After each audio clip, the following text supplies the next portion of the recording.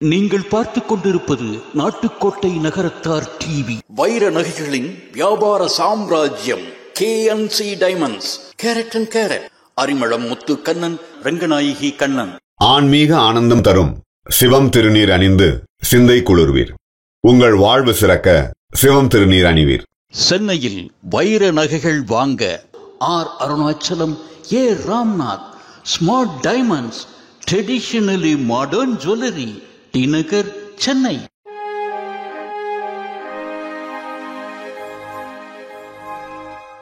மனித தேனி என்ற மாமனிதரே, இந்த அருமையான விழாவில் உங்களது வாழ்த்துரையை வழங்குமாறு அன்போடு கேட்டுக்கொள்கிறோம். பேரன்பிற்குரிய விழாவினுடைய நாயகர் அன்பிற்குரிய MLM சுந்தரம் அவர்களே, அவர் மாத்திரம் கொஞ்சம் தலையில் கர்லிங் ஹேர் இருந்துச்சுன்னா கல்யாணம் கூட நான் ஆகலைன்னு சொல்லிடலாம். சுந்தரம் உங்களை தான் சொல்கிறேன், இதுக்கு கைதட்டலாம். அன்பிற்குரிய சுந்தரம் அவர்கள், அவருடைய தகப்பனார் தன்னுடைய அருமையான இறை வணக்கத்தால் நம்மையெல்லாம் கவர்ந்திருக்கிற அறப்பணி செம்மல் பெரியவர் லக்ஷ்மணன் செட்டியார் அவர்கள், அவர்கள் குடும்பத்தை சார்ந்த பெருமக்கள் தன்னுடைய திருக்கரத்தால் இந்த MLM திருமண மகாலினை திறந்து வைத்து உரையாற்றி இன்றைக்கு இருக்கிற பரபரப்பில், எப்படிப்பட்ட பரபரப்புன்னு எல்லாருக்கும் தெரியும். தொலைக்காட்சி போட்டிங்கன்னா ஒரு பரபரப்பு, சமூக வலைதளத்தை தொட்டிங்கன்னா ஒரு பரபரப்பு. அதனால் இன்றைக்கி எல்லாரும் தலைநகருக்கு போயிட்டாங்க. அந்த பரபரப்புக்கு மத்தியில் தமிழக சட்டத்துறை அமைச்சர் அவர்கள் இங்கே வந்து நம்மோடு ஒரு மணி நேரம் 20 நிமிடம் இருந்திருக்கிறார்கள் என்றால் அந்த பண்பை நான் போற்றுகிறேன். அவருக்கு என்னுடைய சிறந்தாழ்ந்த வணக்கத்தை தெரிவிப்பதிலே நான் மகிழ்ச்சி அடைகிறேன். என்றால் அவர்களை கடந்த ஒரு 35 ஆண்டு காலமாக அரசியல் களத்திலே நன்றாக நான் அறிவேன். அங்குலம் அங்குலமாக தன்னுடைய பயணத்தை தொடங்கியவர் அண்ணன் ரகுபதி அவர்கள். அதை போல அடுத்து உரையாற்றிய அவர் திரைப்பட நட்சத்திரங்களை பற்றி சொன்னார். அவருக்கு கல்யாணம் ஆயிடுச்சின்னு வேற சொன்னார். VNCT வள்ளியப்பன் அவர்கள் தனக்கு கல்யாணம் ஆயிடுச்சின்னு வேற சொன்னார். நான் கல்யாணம் ஆகலையோன்னு நினச்சிட்டு இருந்தேன். அப்படி எந்த நிகழ்விலும் நேர்த்தியாக பங்கேற்று தன் தந்தை விட்டு சென்ற இடத்தை தொடர்ந்து தக்க வைத்து, அதையும் தாண்டி இன்றைக்கு இந்த சமூகத்திலே இருக்கிற மக்கள் மத்தியிலே தொடர்ந்து பயணப்பட்டு கொண்டிருக்கிற நற்பணி நாயகர் அன்பிற்குரிய VNCT வள்ளியப்பன் அவர்களே, முன்னதாக திருக்குறள் போல உரையாற்றி இருக்கிற ராஜ் டிவியினுடைய இயக்குனர் டாக்டர் ரவீந்திரன் அவர்களே, அடுத்து உரையாற்ற இருக்கிற எழுத்தாளர், கடந்த 70 ஆண்டு காலமாக தன் வயதை யாரிடமும் சொல்லாத இளைஞர், ஒரு காலையில் சொல்ல வேணான்னு சொன்னேன், சொல்லிட்டேன். நான் சொல்லலையே, சொல்ல வேணான்னு நினச்சேன், அது வந்துருச்சு. அன்பிற்குரிய திருமிகு லேனா தமிழ்வாணன் அவர்களே, அவர்களெல்லாம் நான் சின்ன பிள்ளையாக இருக்கிற போது, நான் இப்போதும் சின்ன பிள்ளைதான், நான் சின்ன பிள்ளையாக இருக்கிற போது ஜேசிஸ் இயக்கத்திலே ஒரு மண்டல மாநாட்டில் 45 ஆண்டுகளுக்கு முன்பாக மதுரையிலே அனல் பறக்கிற பேச்சை கேட்டு நான் வியந்திருக்கிறேன். இன்றைக்கு அவரோடு இணையாக பேசுகிற வாய்ப்பையும் நான் பெற்றிருக்கிறேன். அதற்கு உங்களை போன்றவருடைய பேச்சு ஒரு பாலமாக, வழிகாட்டுதலாக, உந்துதலாக இருந்தது என்பதை சொல்லுவதிலே எந்த விதமான தயக்கமும் இல்லை.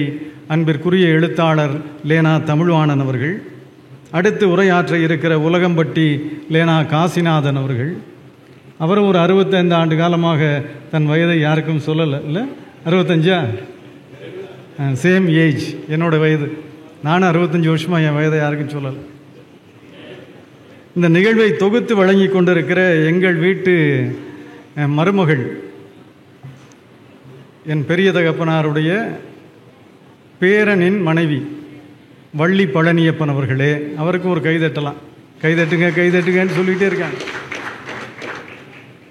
அருகிலே நிற்கிற சன் தொலைக்காட்சி எங்கள் பங்காளி ராமநாதன் அவர்களே, பங்கேற்றிருக்கிற பெருமக்களே,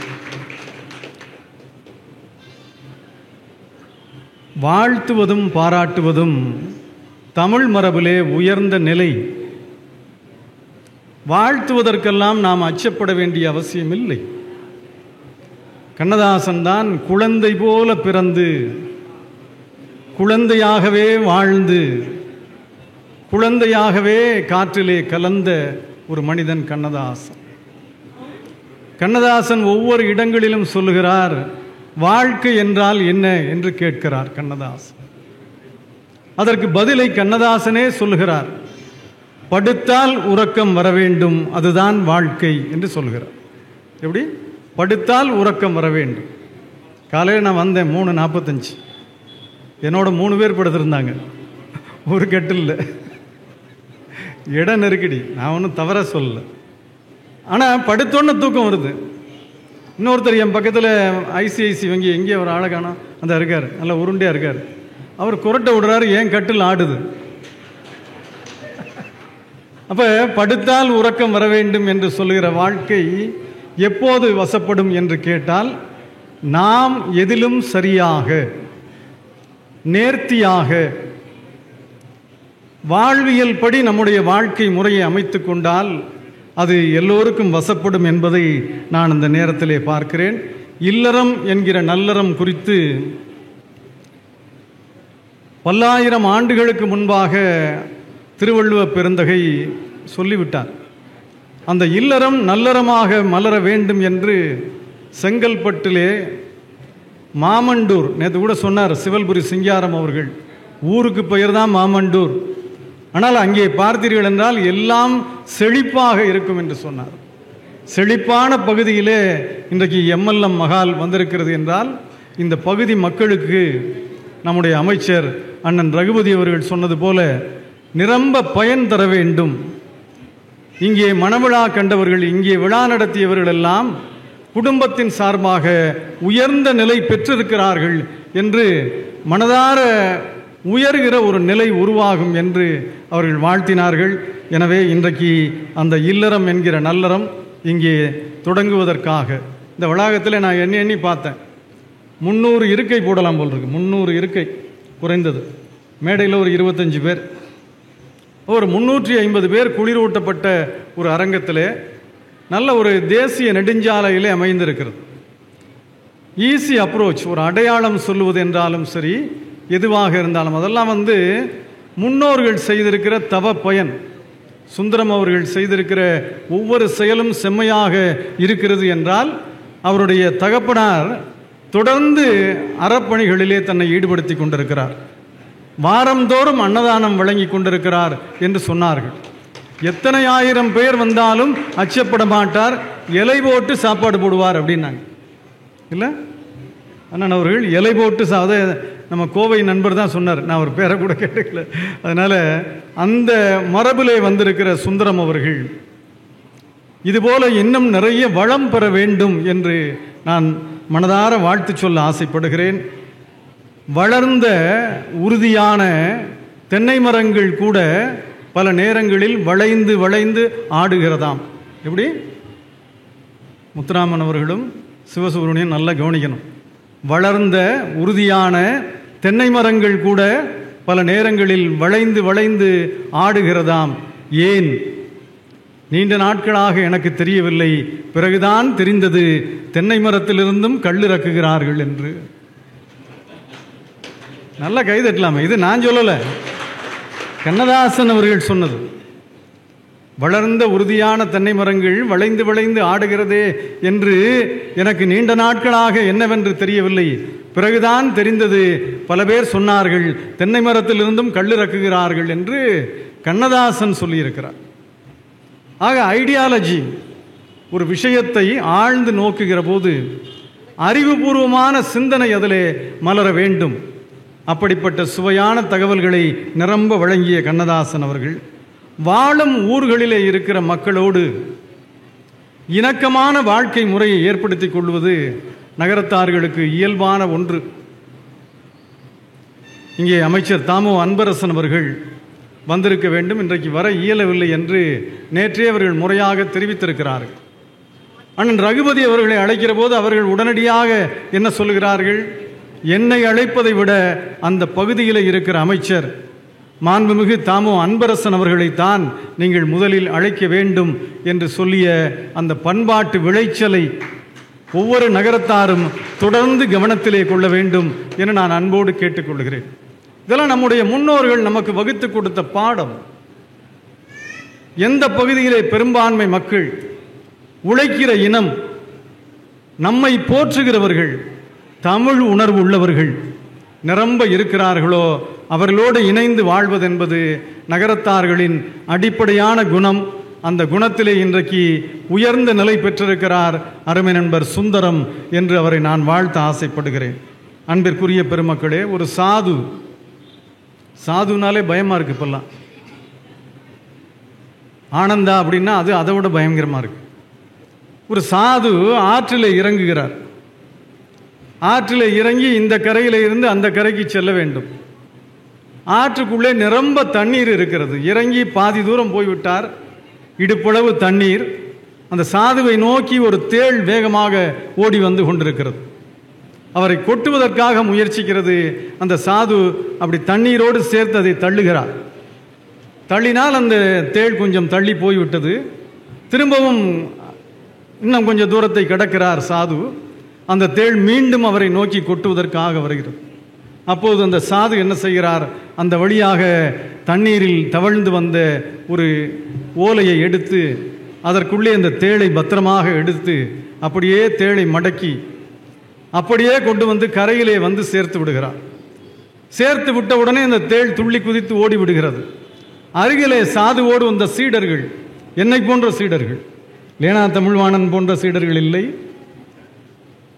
இளைஞர் போல இருக்கிற அண்ணன் வள்ளியப்பன் போன்ற சீடர்கள் இல்லை, என்னை போன்ற சீடர்கள் அந்த சாதுவை பார்த்து கேட்கிறார்கள், சாது அவர்களே, இந்த தேள் முதலிலே உங்களை கொட்டுவதற்கு வந்ததே, நீங்கள் அதை தள்ளிவிட்டீர்களே, மீண்டும் வந்ததே, அதை பத்திரமாக ஓலையில் வைத்து காப்பாற்றி தரையில் விடுகிறீர்களே, இது என்ன நியாயம் என்று கேட்கிறார்கள். சாது ஒற்றை வரியிலே சொன்னார், கொட்டுவது தேளினுடைய இயல்பு, காப்பாற்றுவது மனிதனுடைய இயல்பு. நான் காப்பாற்றுவதைத்தான் செய்திருக்கிறேன், ஒன்றும் பெரிய தவமெல்லாம் செய்துவிடவில்லை. அவரவருக்கான இயல்பை நாம் இயல்பாக சொல்ல வேண்டிய கட்டாயத்தில், இதற்குள்ளே பெரிய ஒரு செய்தி எல்லாம் இல்லை. ஆனால் ஒரு தகவலை சொல்லுகிற போது அதை கேட்பதற்கான ஒரு மனநிலையை ஏற்படுத்த வேண்டியிருக்கிறது. இப்போது கூட பாருங்கள், அடுத்து லேனா தமிழ்வாணன் பேச வேண்டும், அடுத்து லேனா காசிநாதன் அவர்கள் பேச வேண்டும்.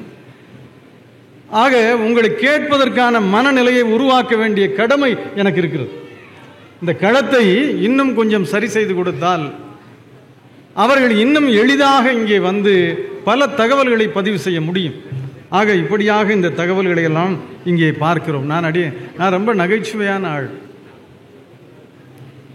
முத்துராமன் இருக்கிறார்.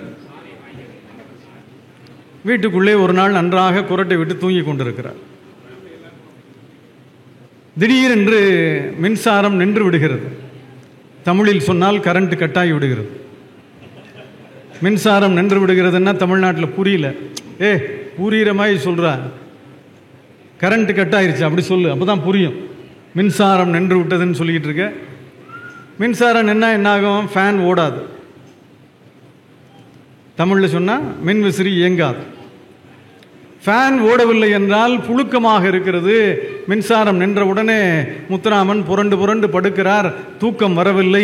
தூக்கத்தில் எழுந்து போய் அந்த அறைக்குள்ளே இருக்கிற ஜன்னல் கதவை திறந்து வைக்கிறார். மீண்டும் முத்துராமன் படுத்துக் கொள்கிறார். ஜன்னல் கதவை திறந்து வைத்து விட்டோம், காற்று வருகிறது என்று கருதி சுகமாக தூங்குகிறார் முத்துராமன். மீண்டும் நன்றாக குரட்டை விடுகிறார். காலையிலே முத்துராமன் எழுந்து பார்க்கிறார், ஜன்னல் கதவு சாத்தி இருக்கிறது. என்னடா அது, இந்த அறைக்குள்ளே வேறு யாரும் இல்லை, கதவை கொக்கி போட்டு நாம் தானே தூங்கி கொண்டிருக்கிறோம், இரவிலே மின்சாரம் நின்றபோது நாம் தானே எழுந்து போய் ஜன்னல் கதவை திறந்து வைத்தோம், இப்போது ஜன்னல் சாத்தி இருக்கிறதே. அங்குமிங்கும் பார்க்கிறார், ஒரே பரபரப்பு, டென்ஷன், பார்த்தால் பக்கத்தில் இருக்கிற பீரோ கதவு திறந்திருக்கிறது.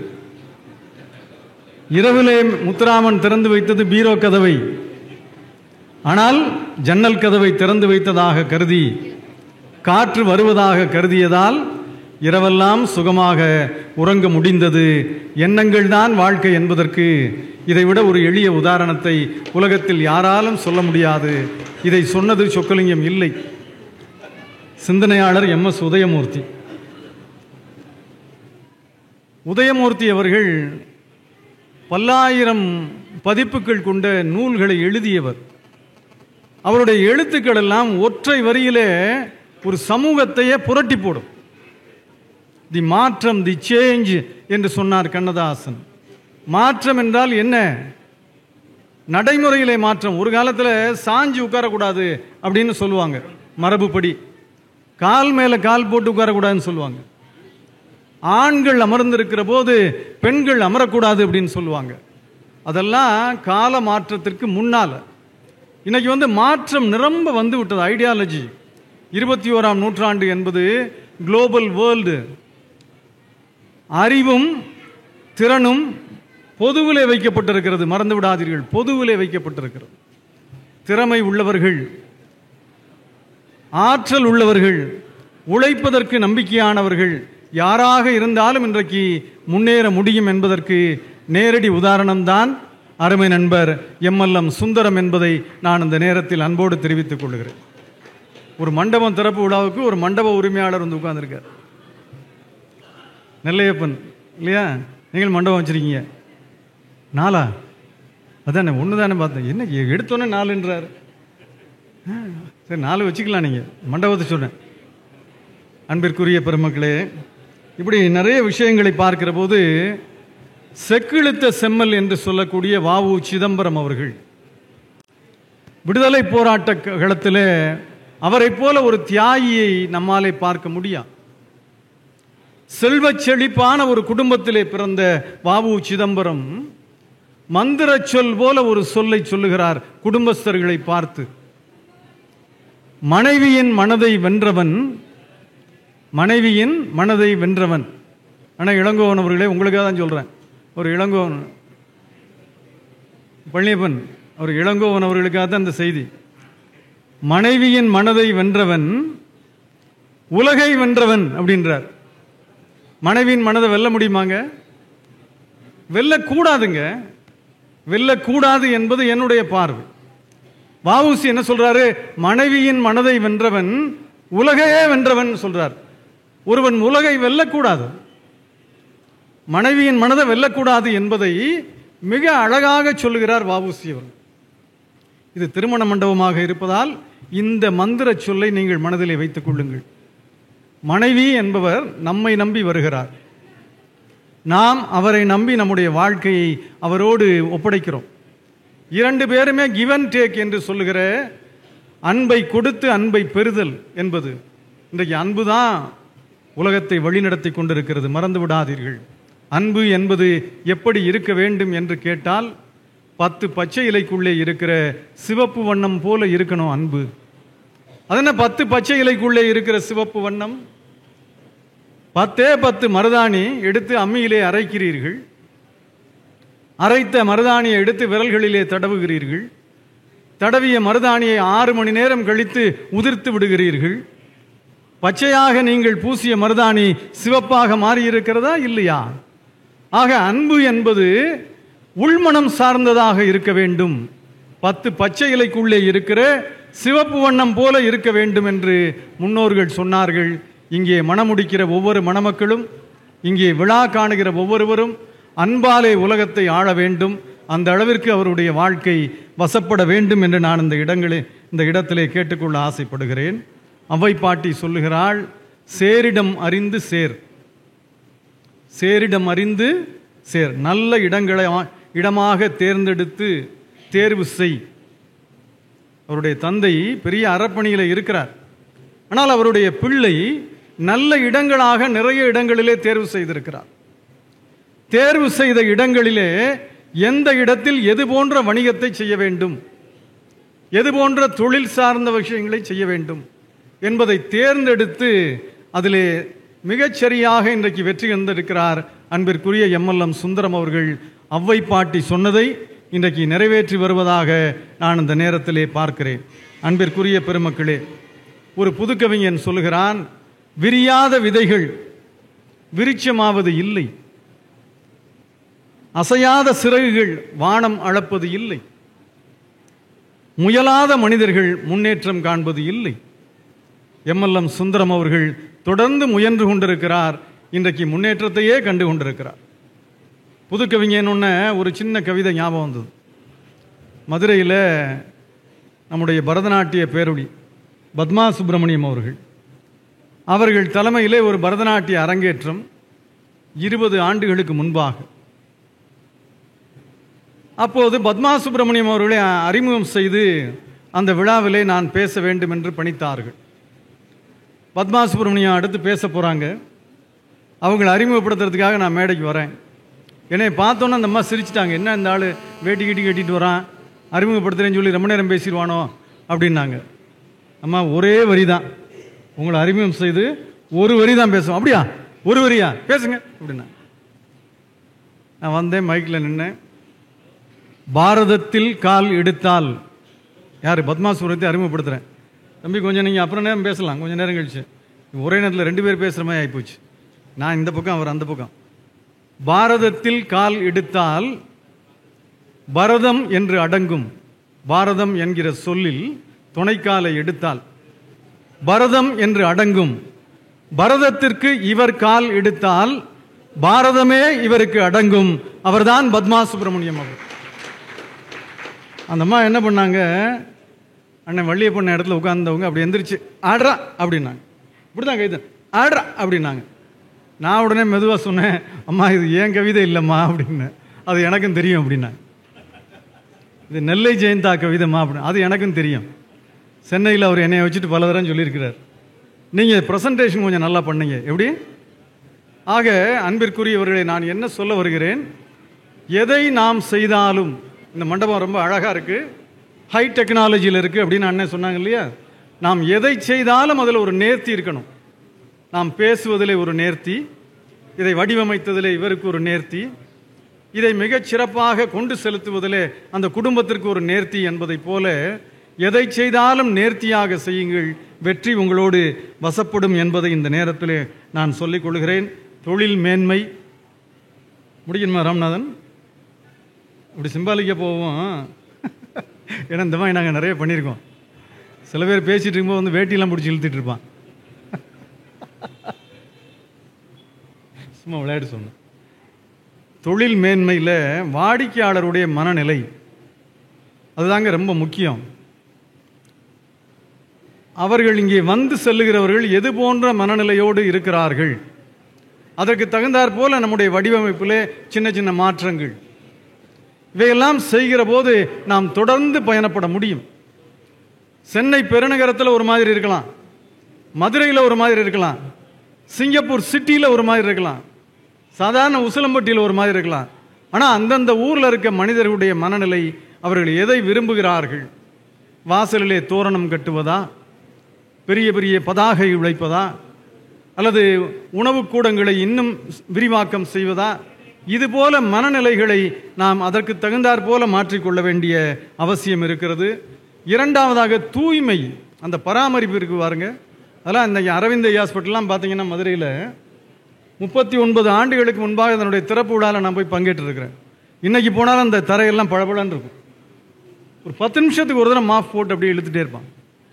அந்த தூய்மை இன்றைக்கு மனிதர்களால் பெரிதும் விரும்பப்படுகிறது. அதை நீங்கள் கருத்திலே கொள்ள வேண்டும் என நான் கேட்டுக்கொள்கிறேன். அனைத்து ஏற்பாடுகளும் இந்த எல்லாம் ஒரே இடத்தில் எல்லாம் கிடைக்கும்னு சொல்கிறாங்க பாருங்க.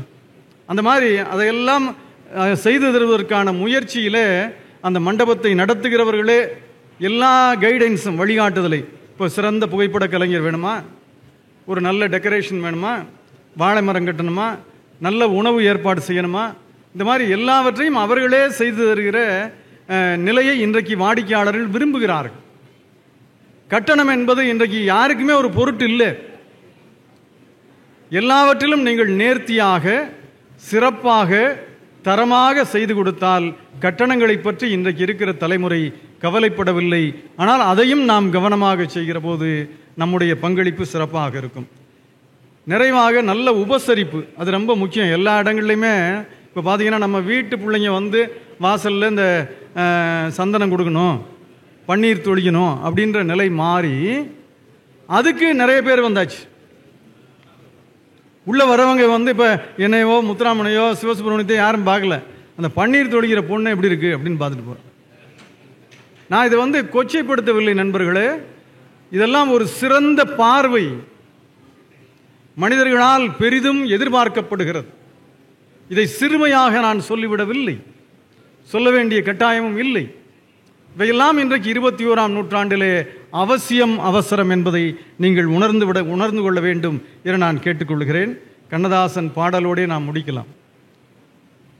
கொடி அசைந்ததும் காற்று வந்ததா, காற்று வந்ததும் கொடி அசைந்ததா, எப்படி பாருங்க. உடனே கண்ணதாசன் சொல்றாரு, இது நான் கம்பன்ட்ட இருந்து எடுத்தேன் அப்படின்றார். இதில் உள்ள தமிழ் சொற்கள் தான் என்னோடது, மூலம் கம்பனிடமிருந்து எடுத்தேன். எப்படி?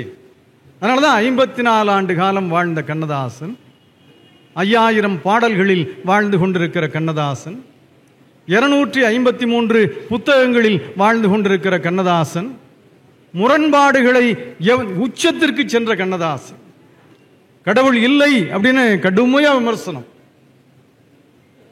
தன் வாழ்நாளில் கடைசி 60% கடவுள் உண்டு என்பதை வைத்து இல்லை என்று சொன்னதையெல்லாம் தகர்த்தெறிந்தவர் கண்ணதாசன். இதை இளைஞர்கள் புரிந்து கொள்ள வேண்டும். ஒரு மனிதனுக்கு முன்னும் பின்னும் என்பது அவசியமான ஒன்று. ஒரே பார்வையிலே அப்படி வண்டி மாடு மாதிரி போய் கொண்டிருப்பது என்பது விலங்கினங்கள். நான் விலங்கினத்தை குறைத்து சொல்லவில்லை, அதை தாண்டி கிரியேட்டிவிட்டி மனிதர்களுக்கு உண்டு என்பதை நிறுவி சென்றவர் கண்ணதாசன். அந்த இடத்திலே தான் ஒரே ஒரு கவிதை, பன்னீர் ஒரு வாசனை திரவியம் என்று எல்லோருக்கும் தெரியும் இல்லை? பன்னீர் ஒரு வாசனை திரவியம் என்று எல்லோருக்கும் தெரியும். ஆனால் எத்தனை பேருக்கு தெரியும் அது ரோஜாவின் கண்ணீர் என்று? தான் கவிதை. எத்தனை பேருக்கு தெரியும் அது ரோஜாவின் கண்ணீர் என்று? ரோஜானா நீங்க ஆர்கே செல்வமணி கோச்சுக்கு வரோ அப்படின்னு அந்த ரோஜா இல்ல. ஏன் சிக்கலா பண்ணிட்டு இருக்கிற? ரோஜாவே எனக்கு நண்பர், ஆர்கே செல்வமணி எனக்கு நண்பர். இது ஒரு கேலி கிண்டல் நையாண்டி. சார், கேலி கிண்டல் நையாண்டியில கூட யார் மனமும் ஊனப்பட்டு விடக்கூடாது. நகைச்சுவை என்பது வாய்விட்டு சிரித்தால் நோய் விட்டு போகும். வாழ்க்கையில் நம்ம எதுக்காக பொருள் ஈட்டுறோம்? நம்முடைய குடும்பத்தினர் மகிழ்ச்சியாக இருக்கணும், நிறைய தான தர்மங்கள் செய்யணும், நம்முடைய முன்னோர்களுடைய பெயர் நிலைநாட்டப்படணும், இல்லாதவர்களுக்கெல்லாம் நிரம்ப வழங்கணும். திருமூலர் சொன்ன மாதிரி யான் பெற்ற இன்பம் பெருக இவ்வையகம். அவர் ஆழ்ந்த சிந்தனையை எல்லோருக்கும் கொடு என்றார். பாரதி சொன்னது போல நிரம்ப பொருள் ஈட்டணும். நிரம்ப பொருள் ஈட்டினால் பல பேருக்கு உங்களாலே பகிர்ந்து வழங்க முடியும். அதே பாரதி கெடுப்பது சோர்வு என்கிறான். பாரதி கொடுப்பது சோர்வு என்று சொல்லவில்லை, கெடுப்பது சோர்வு என்று சொல்லுகிறான். எனவே வாழ்விலே நாம் உயர்ந்த நிலை பெறுகிற போது நம்மோடு அருகிலே நிற்கிற சாமானிய மக்களை கைகோர்த்து கொள்ளுகிற மனநிலைக்கு நம்மை ஆளாக்கி கொள்ள வேண்டும் என்பதைத்தான் இது போன்ற செய்திகள் சொல்லுகிறது. எனவே ஒரு அண்ணன் இளங்கோ ஒன்று வேண்டாம், விட்டுறலாம். வள்ளியப்பண்ண அவர் தான் கொஞ்சம் வம்பளுக்கணும், அவர் தான் சாஞ்சு உட்காந்துருக்கார் ரிலாக்ஸ். வள்ளியப்பண்ண ஒரு நாள் அந்த வழியாக அவங்க வீட்டு பக்கம் போயிட்டு இருந்தேன் வடபழனியில். அன்னைக்குன்னு பார்த்து பொங்கல் திருநாள். என்னை பார்த்தோன்னே வள்ளியப்பண்ணே பதறிட்டார். ஐயோ நல்ல நாள் அதுமா, இவரை பார்த்து விட்டோமே, என்ன செய்ய போகிறானோ அப்படின்னு. வாங்க சொக்கலிங்க, வேறு வழியில் வந்துட்டீங்க, நானும் பார்த்துட்டேன் வாங்க அப்படின்னு வீட்டுக்குள்ளே கூப்பிட்டு போனார். போய் அந்த ஆச்சிக்கிட்ட என்னை காமிச்சு, வள்ளியாச்சு ராணியாச்சு பார்த்தீங்களா, ஐயோ பேரை சொல்லும்போது ஒழுங்கா சொல்லியா மாற்றி சொல்கிற, ராணியாச்சிட்டு என்னை காட்டி, இந்த பாரு இவர் தான் மனித தேனின்னு சொல்லிட்டு மதுரையில் திரிகிறாரு, இன்னைக்கு பொங்கலும் அதுவுமா என் கண்ணில் பட்டார், இந்த வழியாக போய்கிட்டு இருந்தார், நான் உள்ளே கூட்டிகிட்டு வந்துட்டேன், அவருக்கு ஏதாவது இனிப்பு கூடாதா அப்படின்னாரு. அந்த ஆட்சி என்னை பார்த்தோன்னா ஒரே சிரித்து ஒரு எவர் சில்வர் தட்டெடுத்து பல பலன்னு அதை தொடச்சி, அது சும்மாவே என் தலைதில் தெரியுது, அந்த தட்டை பழபழன்னு தொடச்சி அதில் ஒரு 4 ஜிலேபி எடுத்து வச்சு அப்படி உணர்ந்த அண்ணன் எடுத்துங்க அப்படின்னா, நான் ஜிலேபி பார்த்தோன்னே எச்சி ஊறிடுச்சு. மதுரைக்காரன் இல்லையா, எதாக இருந்தாலும் நினச்சதை அப்படியே பேசிடுவோம். ஜிலேபி பார்த்தோன்னே எச்சி ஊறிச்சு. உடனே ஒரு ஜிலேபியை கையில் எடுத்து 2ஆக உடைச்சேன். அப்படியே நூலாம்படியாக வந்துச்சு. வள்ளியப்பண்ணை ஒரு மாதிரியாக பார்த்து, என்ன சொக்கலிங்கம் ஜிலேபி சரியில்லையோ அப்படின்னாரு. இல்லைண்ணே ஜிலேபி பிரமாதம், நான் தான் ஒரு 10 நாள் தாமதமாக வந்துட்டேன் அப்படின்னு.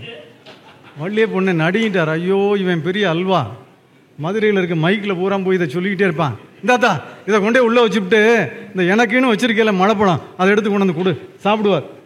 செட்டியார்களுக்குன்னு விரத்தண்டி மலைப்பழம் வச்சுருப்பாங்க ஆச்சிலாம், பிரமாதமாக இருக்கும். சிறு மலைப்பழம் சின்ன சின்னமாக இருக்கும். அதை பீரோவுக்குள்ள பத்திரமா வச்சுருந்துருக்காங்க. உடனே அந்த ஆச்சி ராணி ஆச்சு அந்த தட்டை திரும்ப பழப்பழன்னு தொடச்சி என் தலை தெரிகிற மாதிரி பழப்பழன்னு கொண்டு வந்து அதில் ஒரு சிப் பேர் வேறு பிடிச்சிருக்கிறார். அதில் ஒரு சிப் மலைப்பழத்தை எடுத்து வச்சு, அண்ணன் பழத்தை சாப்பிடுங்க அப்படின்னாங்க. நான் ஒரு பழத்தை உரித்து உள்ளே போட்டேன். என்ன சொக்கலிங்கம் பழம் பரவாயில்ல இல்லை அப்படின்னு ரொம்ப ரிலாக்ஸாக வள்ளியப்பண்ணை கேட்டார். அண்ணே பழம் பிரமாதம், நான் தான் ஒரு 10 நாள் முன்னாடி வந்துட்டேன் அப்படின்னு. வாழைப்பழம் காயாக இருக்கிறது, ஜிலேபி நாள்பட்டு போனது என்பதை சொல்லுவது நகைச்சுவையாக சொல்லுவதற்கு தான் அந்த உதாரணமே தவிர இனிமேல் யாரை பார்த்தாலும் விருந்தே கொடுத்துடாதீங்க அப்படின்றதெல்லாம் கிடையாது. அன்பிற்குரிய பெருமக்களே, மகிழ்ச்சியாக இருங்கள். அண்ணன் ரகுபதி அவர்கள் சொன்னது போல இந்த வளாகத்திலே நடைபெறுகிற ஒவ்வொரு விழாவும், அந்த விழாவிலே பயன்பெறுகிற ஒவ்வொரு பயனாளியும் அந்த குடும்பம் ஆலமரம் போல உயர்ந்த நிலை பெற வேண்டும், வளர்ந்து உயர்ந்த நிலைக்கு வர வேண்டும். வாழை மரம் ஏன் கட்டுகிறோம் என்பதற்கு பெரிய வரலாறு உண்டு. தோரணங்கள் ஏன் கட்டுகிறோம் என்பதற்கு பெரிய வரலாறுகள் உண்டு. அதை போல உங்கள் குடும்பத்திலே வரலாறு உயர்ந்திருக்க வேண்டும் என்று இந்த நேரத்திலே கேட்டு, ஒரு கூட்டத்தில் பேசுறதுக்காக தலைப்பு கேட்டாங்க. இப்போ இங்கே வெறும் வாழ்த்துறை, அவர் சுந்தரண்ணன் தலைப்பு கேட்கல. தலைப்பு கேட்டால் அந்த ஆள் தலைப்புக்கு ஒரு ஜோக் சொல்லுவாண்டா அப்படின்ட்டு தலைப்பே கேட்கல, வாழ்த்துறை. நம்ம லேனா தமிழ்வானான்னு ஒரு கூட்டத்தில் அந்த கருப்பட்டி காஃபி அப்படின்னு ஒரு கடை, பிரமாதமான கடை, ஈசிஆரில் ரொம்ப பிரம்மாண்டமாக திறந்துருக்குறாங்க. திறப்பு விழாவில் பேசுறதுக்கு சொக்கலிங்கத்தை போடுங்க அப்படி. சொக்கலிங்கம் நீங்கள் வந்து அந்த கருப்பட்டி காஃபி, நானே கருப்பட்டி மாதிரி தான் இருக்கேன், கருப்பட்டி காஃபி கடையில் ஒரு வாழ்த்துறை வழங்கணும், பேசணும், என்ன தலைப்பு அப்படின்னு கேட்டாங்க. நான் உடனே நகைச்சுவை பேச்சு அப்படின்னு தலைப்பு கொடுத்தேன். அவர் பிரமாதமாக அழைப்பு பிரிண்ட் பண்ணிட்டார். எனக்கு இங்கிலீஷ் தெரியாதுன்னு நினச்சி இங்கிலீஷில் பிரிண்ட் பண்ணிட்டார். சொக்கலிங்கம் தமிழ்லேயே பேசுகிறான், அதனால் தமிழில் பிரிண்ட் பண்ணோன்னா இங்கிலீஷில் பண்ணிடலாம் அப்படின்னு போட்டு சீஃப் கெஸ்ட் மனிதத்தேனி ஆர் சொக்கலிங்கம், டாபிக் நகைச்சுவை போச்சு அப்படின்னு போட்டிருக்கு. நான் கொடுத்த தலைப்பு நகைச்சுவை பேச்சு, லேனா தமிழ்வாணன் போட்டது நகைச்சுவை போச்சு. நான் அழைப்பு மேடைக்கு போனோன்னு பார்த்தேன், என்னண்ணே நகைச்சுவை போச்சு அப்படின்னு. இல்லை நீங்கள் பேசி முடிச்சோன்னா முடிவு பண்ணுறத பேச முன்னாடியே முடிவு பண்ணிட்டோம் அவ்வளோதான் அப்படின்னு. அன்பிற்குரிய பெருமக்களே, எதிலும் ஆர்வமாக, எதிலும் ஈடுபாட்டோடு, எதிலும் நம்முடைய முன்னோர்களுடைய வழிகாட்டுதலோடு, எதிலும் குலதெய்வங்களை கைகோர்த்து கொண்டு நாம் செய்கிற எந்த பணிகளும் வெற்றி பெறும். அப்படி வெற்றி பெறுகிற முதல் பணியாக எம்எல்எம் திருமண மண்டபம் இந்த இடத்திலே இன்றைக்கு தொடங்கப்பட்டிருக்கிறது என்பதை சொல்லி, காலத்தின் மாற்றத்திற்கு ஏற்ப நமது கருத்திலும் வளர்ச்சி வேண்டும். காலத்தினுடைய மாற்றங்களுக்கு ஏற்ப நம்முடைய கருத்திலும் வளர்ச்சி இருக்க வேண்டும். புது புது திறன்களை கற்றல் வேண்டும் என்று ஒவ்வொரு புத்துணர்ச்சியையும் நீங்கள் தவழ்வதற்கு இந்த இடத்தை பயன்படுத்துங்கள். இங்கே வருகிற ஒவ்வொருவரும் உங்களை வென்றெடுக்கிறவர்களாக, உங்களைப் போல் சிறந்தவர்களாக வாழ்விலே உயர வேண்டும் என்று வாழ்த்தி உரையை நிறைவாக்குகிறேன். நன்றி, வணக்கம்.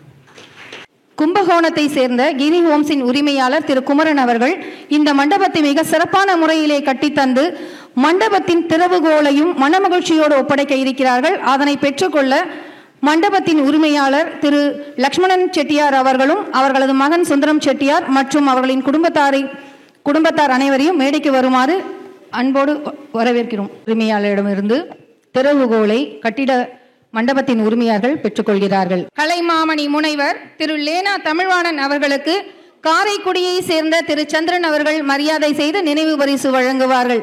திரு லேனா தமிழ்வாணன் அண்ணன் அவர்களை வாழ்த்துரை வழங்க வருமாறு அன்போடு அழைக்கின்றோம்.